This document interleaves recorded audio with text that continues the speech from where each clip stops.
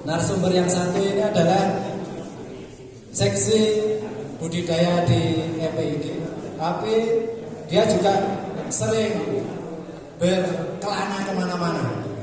Tapi bukan berkelana seperti lagunya Bang Haji Romai Rama, tapi dia berkelana dalam rangka menyebarkan kebaikan, menyebarkan ilmunya tentang perkopian.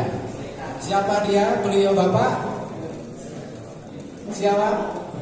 Pak Yamidi. Kami persilakan untuk ke panggung, tapi dalam hal ini tidak nyanyi Pak Yamidi.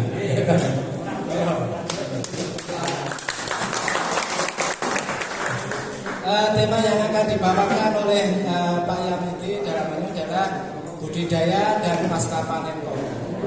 Dan yang perlu kita ingat di masalah budidaya, masalah menandur itu ada perintah yang sangat harus kita perhatikan.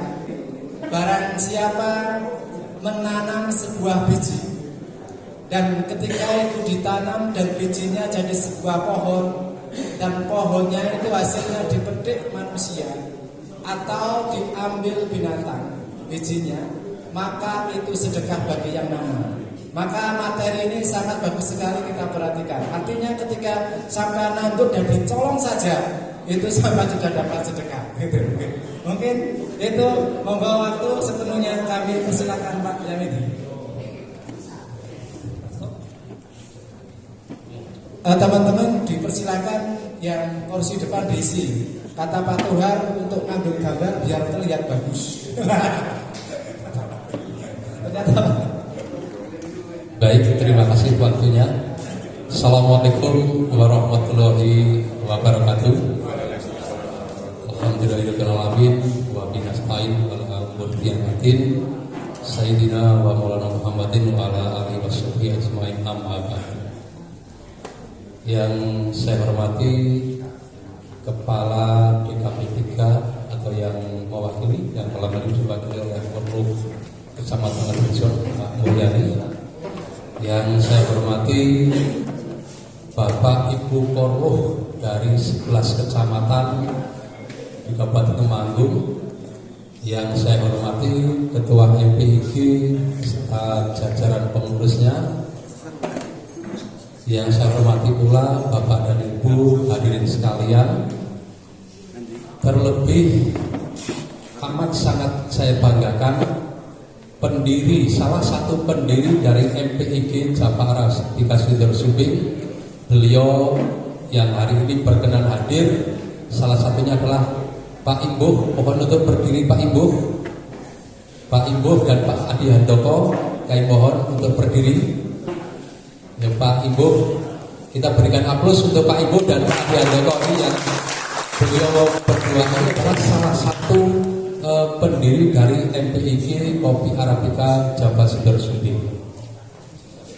Alhamdulillahirabbil alamin, pada pagi siang hari ini kita masih diberikan waktu, diberikan hidayah sehingga kita bisa bertemu, berkumpul di balai dusun ini dengan tanpa ada halangan satu apapun.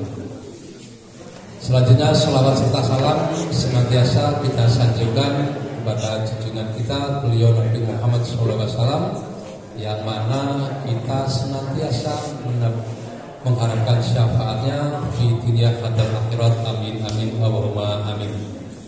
Bapak dan Ibu sekalian yang saya hormati,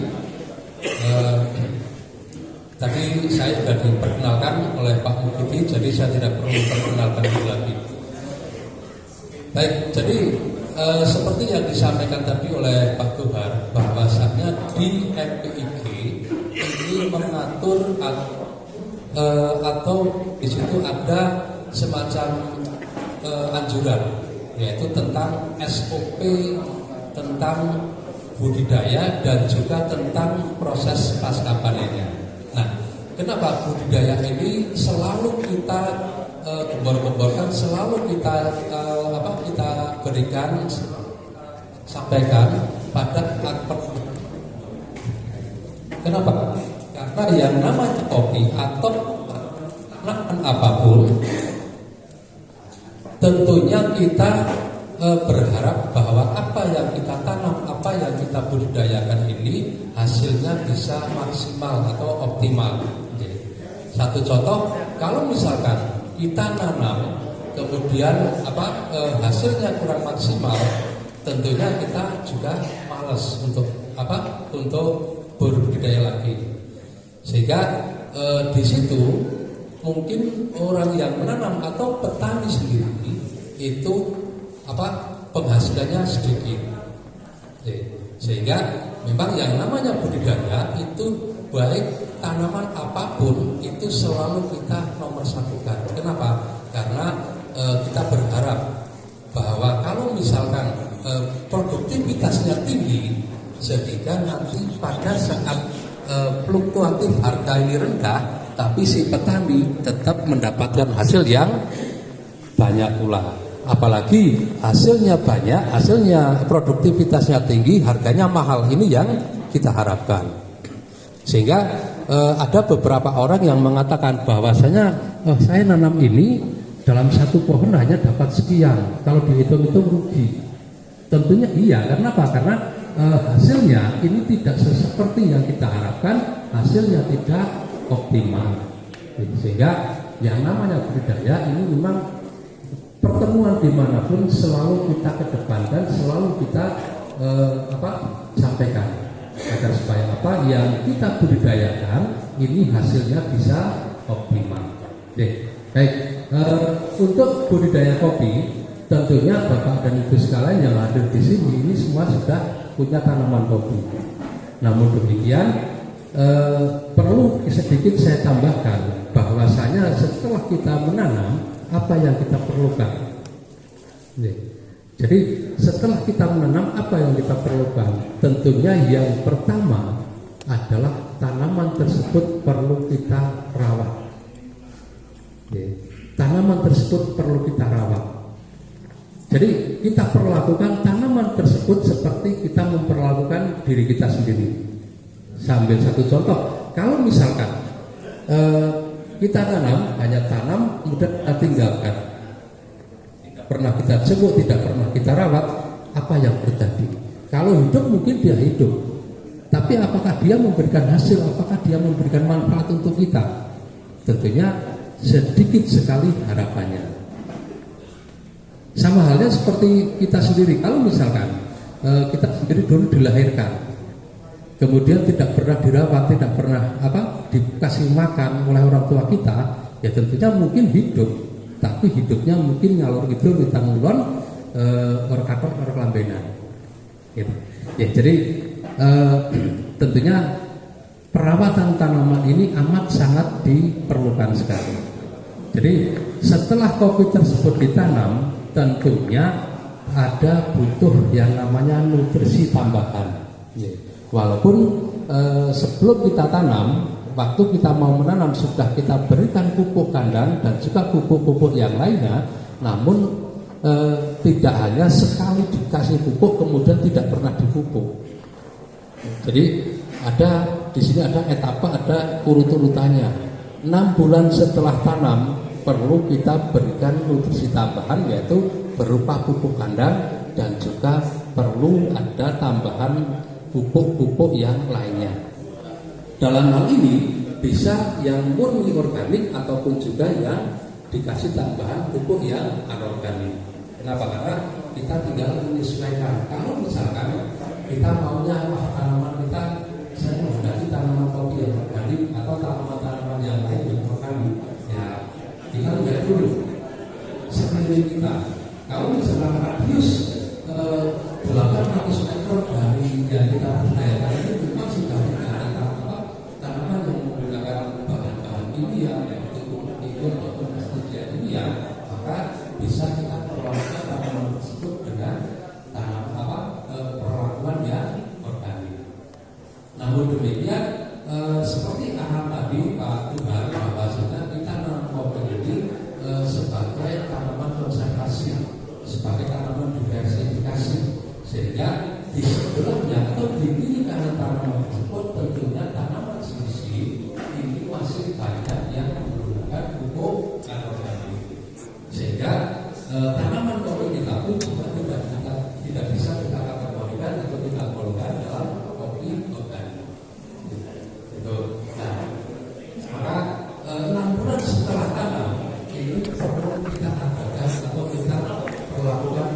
kene iki gantung Mas, semburi ketok kabeh Mas. Kene iki itu bisa hubung Anda atau hubung kalian dan juga gede coba. NPK. Untuk NPK-nya terserah menggunakan merek apa. Jadi yang apa dengan NPK-nya. Kenapa harus ada dengan NPK? Karena yang pertama NPK barang kita makan ini adalah lauknya. Jadi makan itu adalah lauknya. M misalnya lawuh nakani. E misalnya apa ini? K ini juga lawuh nakani. Karena yang namanya tanaman ini butuh juga sama manusia. Kita kalau misalkan kita makan sini saja.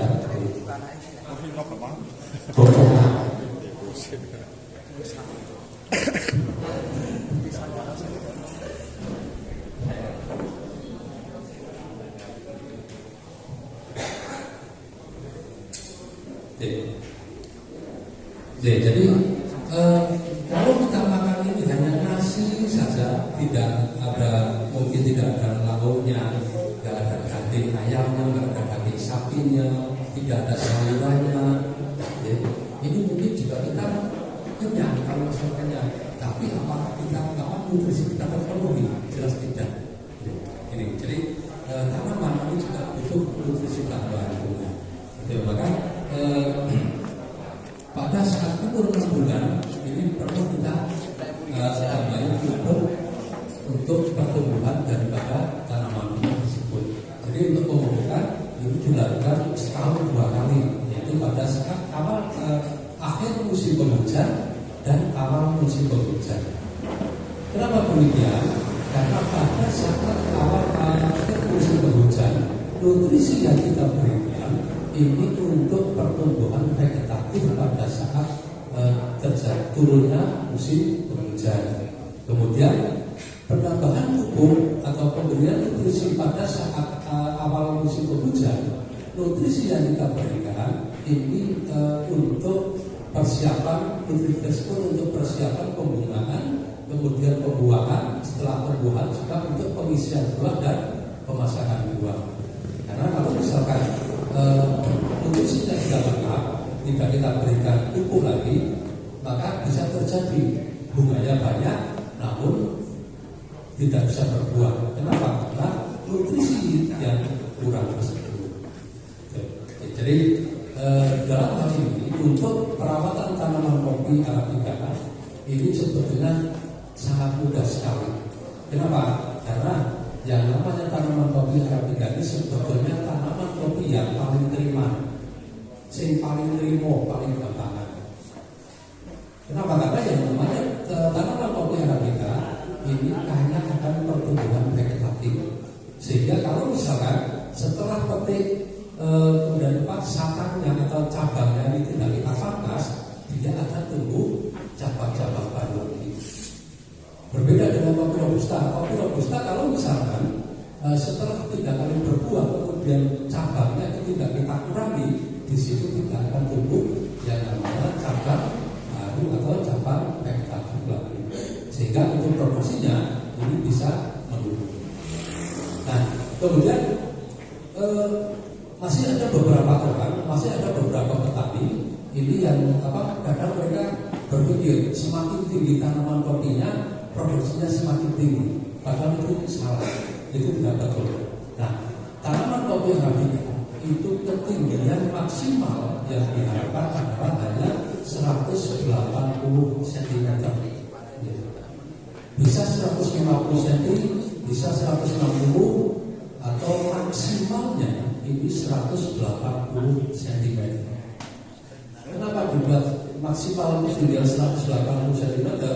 Tujuannya yang pertama untuk mempermudah dalam kita memanen.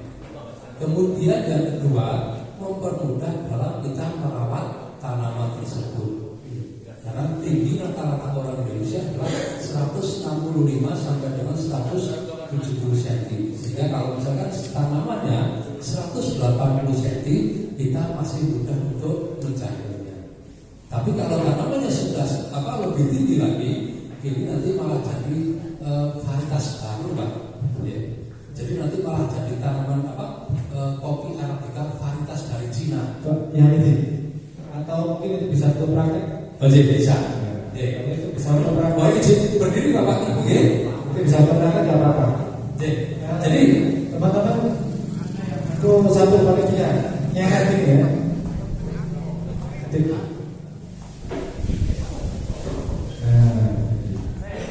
ini bisa. Kalau ada gunting, ya ambilkan. Ya Pak. Pak nanti kalau dibayar Pak. kalau dibeli jalur ini lagi Bapak. Jadi dalam hal ini walaupun hanya sebagai gambaran ya. Jadi di tanaman kopi arabica ini ada namanya pangkas. Nah, pangkas ini ada 3 jenis pangkasan. Yang pertama namanya pangkas bentuk. Yang kedua pangkas produksi. Kemudian yang ketiga adalah pangkas rejuvenasi atau pangkas peremajaan. Nah, pangkas bentuk sendiri ini juga ada 3 jenis pangkas bentuk. Yang pertama ini ada bentuk mercy. Jadi bentuk mercy ini kalau misalkan kita lihat dari atas seperti simbol mobil mercy.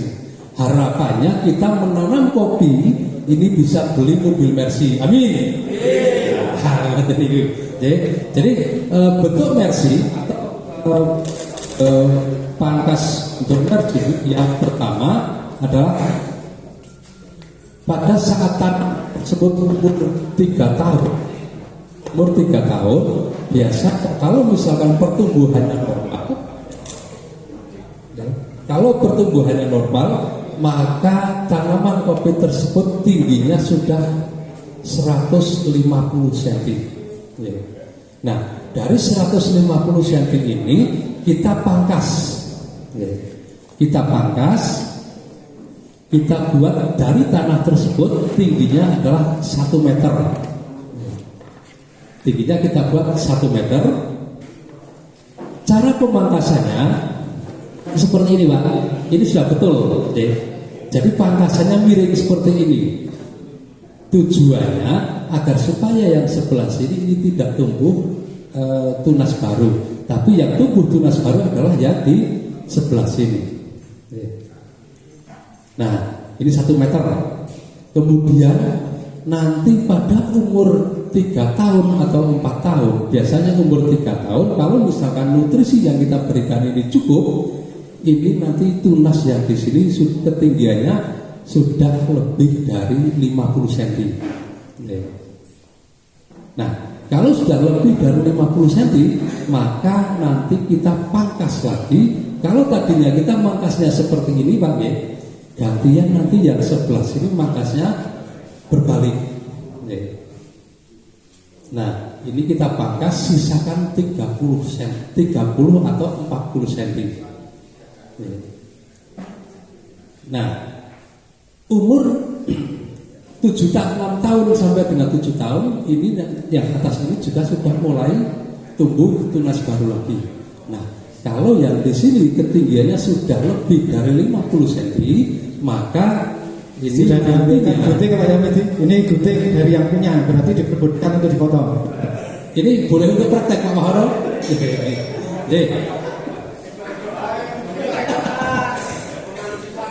Untuk berani sisa. Jadi kita pangkasnya seperti ini, Nah, kemudian nanti yang atas ini juga kita sisakan 30 atau maksimal 40 cm. Jadi dari bawah ini sampai ke atas ini tingginya hanya 180 cm. Hanya 180 cm. Nah, ini yang tipe mercy. Kemudian yang namanya tanaman kopi, satu cabang ini dia berbuah selama 3 tahun berturut-turut. Namun ada kuncinya. Kalau misalkan kopi robusta ini buahnya semakin maju Bang. Tapi kalau kopi arabica ini kunci keberhasilannya termasuk pada pemetikannya atau pada panennya. Ya. Jadi memanen kopi Arabica diharapkan atau tidak boleh katut atau tidak boleh terpetik bantalan buahnya. Gagangnya Pak, ya. Terus gagangnya ini ampun ngantos kepetik seperti ini. Sehingga metik kopi Arabica ini memang harus satu-satu Pak. Jangan seperti orang jengkel. Nek wong darah kretek kono kae biasanya metik kopi harus jengkel. Betul. Ning kudu maskuri gitu ya. Ning kebarani gitu. Jadi pemetikan kopi Arabica ini salah satu kunci keberhasilannya adalah bantalan buahnya tidak boleh ikut petik. Jadi yang namanya kopi Arabica pada buah pertama ini biasanya hanya 5 sampai 6 dompolan. Ini dompolan 1 2 3 4 5. Ini sudah buah kedua ini. Nah, kalau pemetikannya benar, nanti pada buah kedua masih di cabang yang sama, ini jumlah dompolannya semakin bertambah. Pada buah pertama isinya hanya 5 sampai 6 dompolan. Isi per satu dompolinya ini hanya 5 sampai dengan 10 butir. Kalau kita petiknya benar, bantalan buahnya tidak ikut terpetik, yang tadinya berbuah di sini, ini tahun depannya masih bisa berbuah lagi. Buah kedua antara 8 sampai dengan 12 dompolan. Ya, isi per dompolinya ini antara 10 sampai dengan 20 butir. Nih. Nah, nanti pada pemetikan yang kedua harus sama. Bantalan buahnya juga tidak boleh ikut terpetik. Harapannya nanti pada buah ketiga masih dalam cabang yang sama ini, dia masih dari pangkal cabang sampai ke ujung cabangnya. Yang biasanya kalau pemberian nutrisinya rutin, pemberian nutrisinya bagus, ini satu cabang ini bisa menghasilkan antara 15 sampai dengan 22 dompolan. Yang isi per dompolinya antara 15 sampai dengan 35 butir. Sehingga bisa kita bayangkan, seandainya kita punya satu pohon kopi, kemudian untuk cabangnya ini berapa, ini nanti hasilnya sudah bisa kita hitung. Satu pohon ini bisa menghasilkan sekian kilo, ini bisa terjadi. Kemudian untuk percabangannya ini, dalam satu pohon kopi percabangannya tidak dipelihara semua, tapi harus ada penjarangan cabang. Kenapa? Tujuannya agar supaya sirkulasi udara lancar, kemudian sinar matahari juga masuk. Nah, cara untuk apa? Untuk pengurangan cabang ini dilakukan pada saat tanaman tersebut atau satu cabang tersebut sudah berbuah selama 3 kali. Jadi biasanya pada tanaman kopi, pada buah pertama ini yang berbuah hanya 6 sampai 8 tingkatan. Ini biasanya nih 1, 2, 3, 4, 5. Ini buah pertama, yang atasnya belum berbuah. Pada saat yang 6 di bawah ini sudah berbuah kedua, yang ini buah pertama. Ini juga sama 6 sampai 8. Nah, yang bawah sini buah ketiga, atasnya ini buah kedua, di atasnya ini yang sampai 6 sampai 8 tersebut buah pertama. Nah, perlakuan pada cabang yang sudah berbuah 3 kali berturut-turut, nanti setengah meter dari tanah ini tidak ada cabang sama sekali. Itu mau praktek ke sini ulang berapa? Oh ya.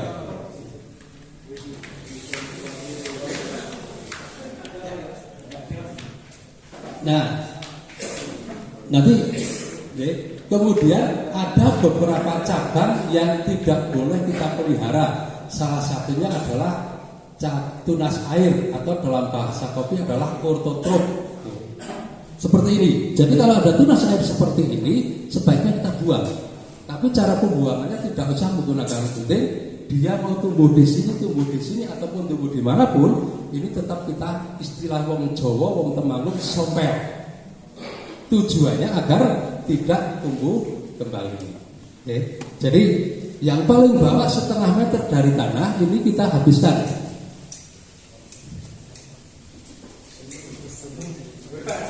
Oke. Ya seperti ini. Kemudian nanti yang atasnya, kalau ini sudah berbuah 3 kali berturut-turut, ini nanti yang atasnya, ini kita pelihara yang mungkin bisa ke utara atau ke selatan. Jadi yang ke utara, yang sebelah sini kita sisakan 3 ruas, yang sebelah sini kita habiskan. Yang atasnya, yang ke arah timur dan ke arah barat kita habiskan. Yang atasnya yang sini, ini nanti kita habiskan. Yang sebelah sini kita sisakan 3 ruas. Iki wong praktek sithik melah. Karena kalau misalnya nanti ini iman-iman, karena ini baru buah pertama. Nah, ini mungkin testimoni Pak Wahono di mana ini? Satu pohon kopi punya Pak Wahono yang sudah diperlakukan seperti ini, yang hanya cabangnya ke utara ke selatan. Ini satu pohon bisa menghasilkan 34 kilo. Ini punya Pak Wahono. Yang kemarin, yang di sebelah gubuk itu. Yang di sebelah gubuk itu. Ya, jadi kenapa? Pak Wahono maju.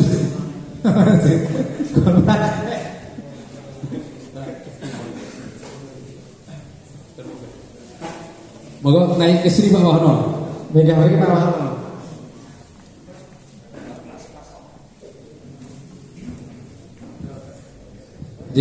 Pak Wahono niki kula ajeng tanglet nggih, nek misale namung kula sik sanjang, mbok menawa niki boten pitados. Nah, wite kopi nggih jenengan ingkang sampun diarang-arangke nggih, niki pangisan. Wit wae akeh banget, piturah 10 nggih, 10 pang. Niku tahun ini sawit medal pinten kilo Pak Wahono? 3 kilo nggih. Laku nggih. Nek informasi saking sing setri 3 sekawan kilo. Niku lho sebutan. Nggih, tadi nggih.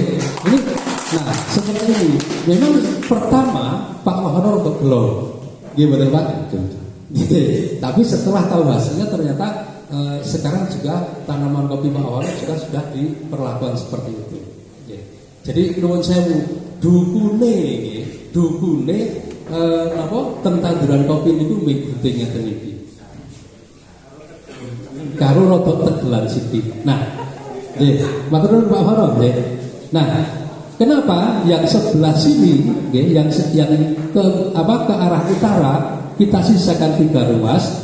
Tujuannya adalah agar supaya dia ada tumbuh 6 cabang baru lagi. Yang ke arah selatan juga sama.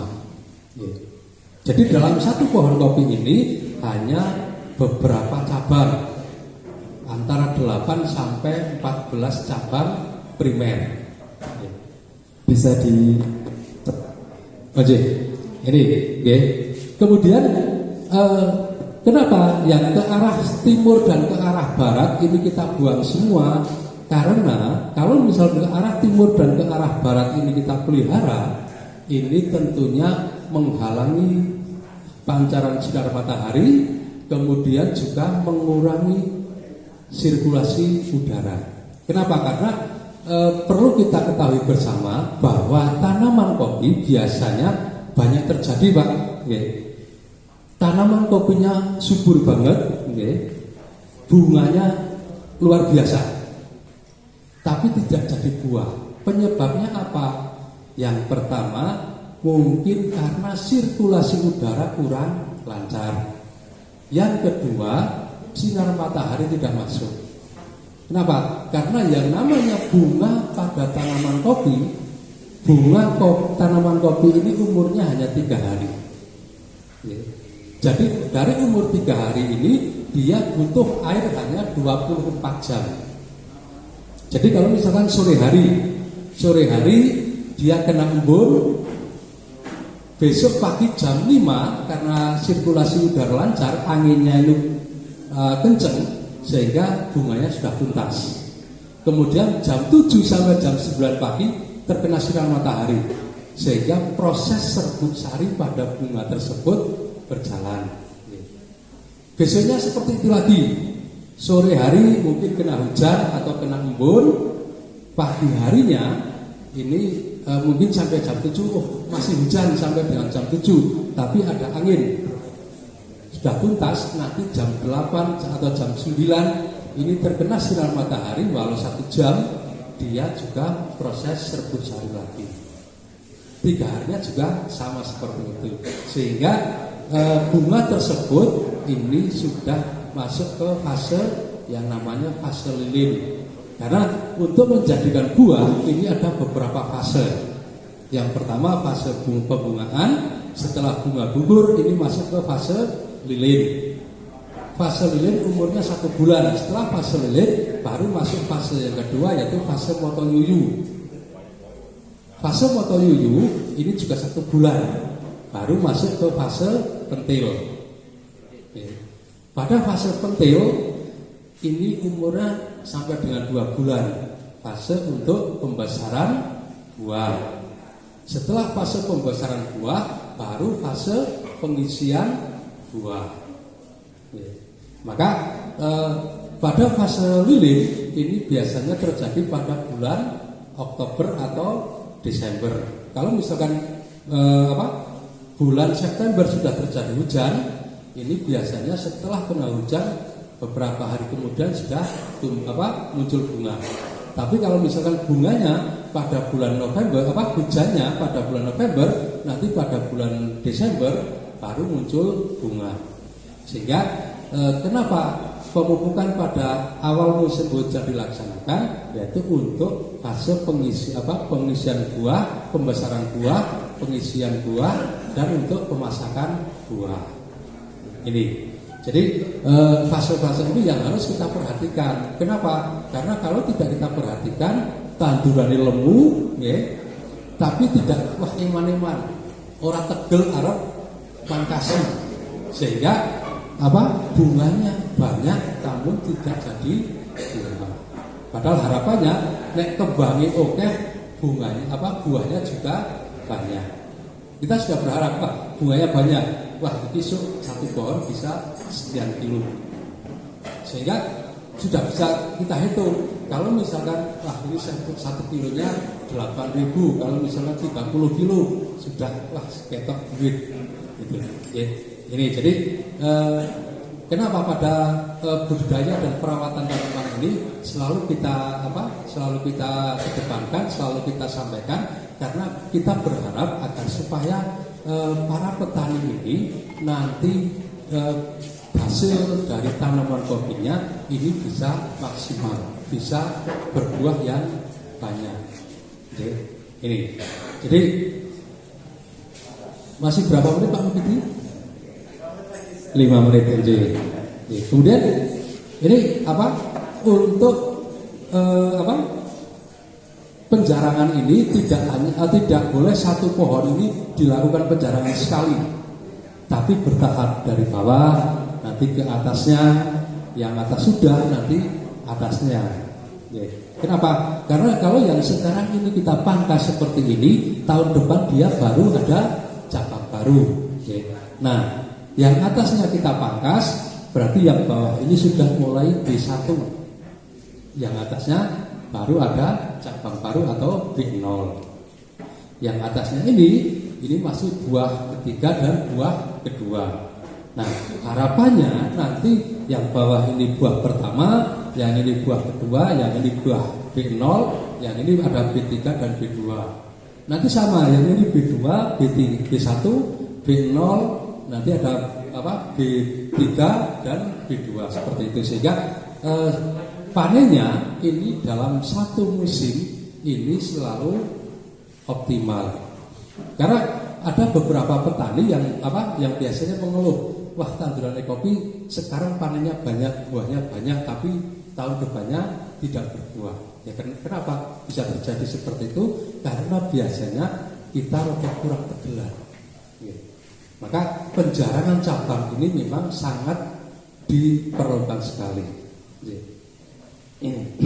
Jadi ini yang bentuk mercy tadi ya. Kemudian untuk ada bentuk yang namanya bentuk spiral.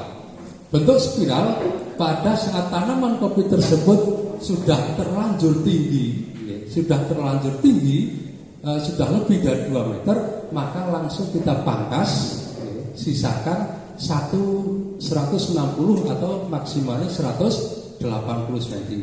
Kemudian untuk perlakuannya ini sama, dari bawah dulu, nanti baru ke atasnya sehingga kalau bentuk mercy ini kan seperti itu ya. Jadi yang ini cabang ke sini, yang sininya ke sini, sehingga nanti kalau dilihat dari atas seperti simbol mobil mercy.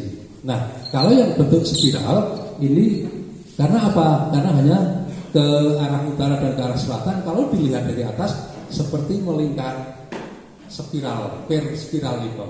Ini yang ketiga ada namanya bentuk payung. Nah, bentuk payung ini biasanya terjadi manakala tanaman kopinya sudah terlanjur tinggi, tapi biasanya ini ngali-ngali tanduran liane sehingga 1 meter dari tanah ini biasanya sudah tidak ada cabangnya. Nah, maka yang atasnya yang kita perlakukan, tapi tidak seperti pemperlakuan yang ini. Kalau misalkan yang ini yang ke utara yang kita sisakan 3 ruas, yang ke selatan ini kita habiskan, yang ke arah barat dan timur ini kita habiskan. Tapi kalau yang bentuk payung ini nanti jenengan misalkan yang bawah ini, yang paling bawah yang ke utara, nanti atasnya ini yang ke arah timur, atasnya yang ke arah selatan, atasnya lagi yang ke arah barat. Sehingga tanaman kopi tersebut ini bisa produksi semua. Hanya satu-satu yang kita buang, tidak kita perlukan seperti yang mercy ataupun yang bentuk spiral tadi. Jadi kemudian ada beberapa cabang lagi yang harus kita buang pada tanaman kopi. Salah satunya adalah tadi cabang ortotrop atau tunas air tersebut. Kenapa? Karena kalau misalkan tunas air atau ortotrop tersebut tidak kita buang, yang pertama penyerapan nutrisinya rakus. Penyerapan nutrisinya sangat rakus sekali, tapi dia tidak menghasilkan buah. Kalaupun menghasilkan buah, itu hanya 1 kali berbuah. Setelah berbuah 1 kali, dia biasanya mati. Sehingga harus kita buang. Kemudian ada namanya cabang balik. Jadi cabang balik ini harapannya setelah kita kita pakai seperti ini, cabangnya atau tunas cabang yang baru ini ke arah keluar, tapi dia berbalik ke arah pohon utama. Sehingga ini juga perlu kita pangkas. Ada namanya cabang kipas. Jadi cabang kipas ini biasanya harapan dari kita ini hanya yang sebelah sini 1 cabang, yang sebelah sini 1 cabang, tapi di sini bisa terjadi lebih dari 2 cabang. Maka harus kita buang, sisakan hanya 1 cabang. Jadi misalkan ini di sini, ini harapannya hanya 1 seperti ini, tapi ini lebih dari 1, yang lainnya kita buang.